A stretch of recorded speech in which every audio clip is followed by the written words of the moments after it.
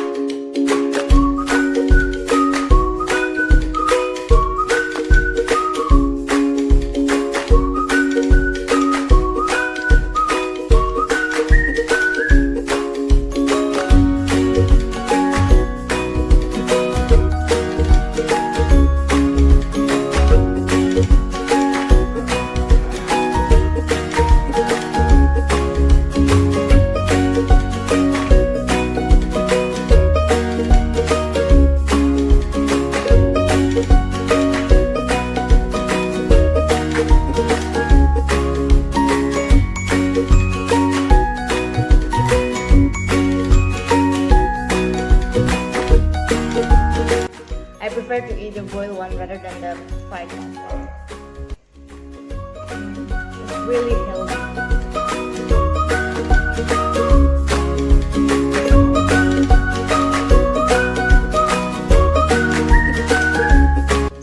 For today's video, I hope you guys enjoyed the video as much as I love sharing with you guys. Comment on the section below how much do you love sticky rice and if you're gonna try them. If you like my video, don't forget to give it a thumbs up and subscribe if you haven't yet. Thank you so much for watching. I'll see you on the next video.